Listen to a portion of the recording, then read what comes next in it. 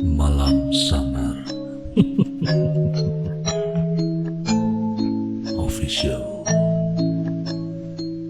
Pada satu ketika dahulu, terdapat sepasang suami istri dan seorang anaknya yang tinggal di atas bukit, agak jauh dari perkampungan umum. Dipendekkan cerita, pada satu hari itu, si suami jatuh sakit, lalu meninggal dunia.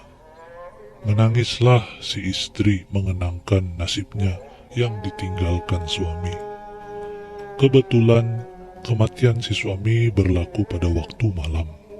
Jadi si istri mengambil keputusan untuk memberitahu orang kampung pada esok hari, karena hari sudah lewat malam. Si istri mengambil keputusan menunggu esok pagi untuk memberitahu orang kampung tentang kematian suaminya. Ditemani anak kecilnya, dia duduk menemani suaminya yang sudah meninggal dunia. Tiba-tiba dia terdengar ada orang mengetuk pintu rumah mereka. Kemudian dia pun bangun untuk membuka pintu. Di depan pintu terdapat seorang tua yang meminta izin untuk menumpang tidur di rumah mereka. Orang tersebut membahasakan dirinya sebagai Ato. Sambil mereka duduk bersembang, si Ato tidak lepas dari memandang mayat suaminya.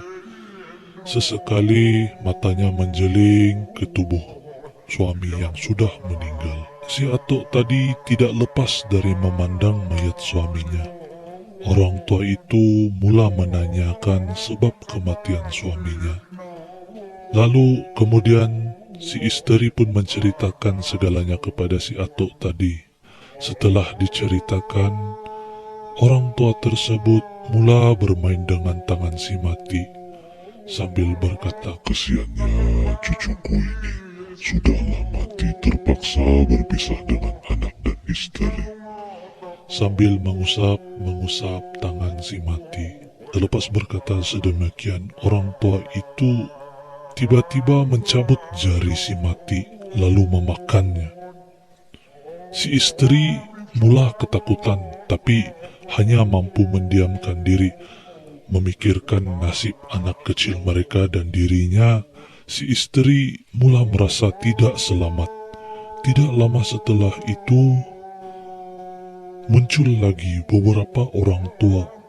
Kebetulan pintu terbuka, kemudian mereka pun memasuki rumahnya dan mula meratah daging si mati.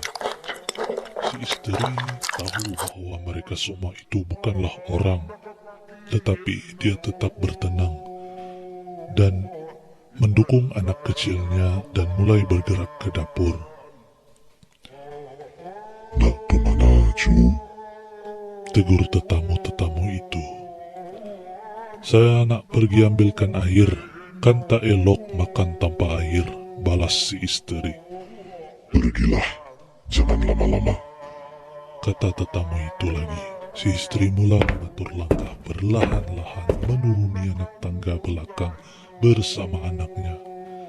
Agak-agak sudah jauh dari rumah, si istri mulai berlari sekuat-kuat hatinya.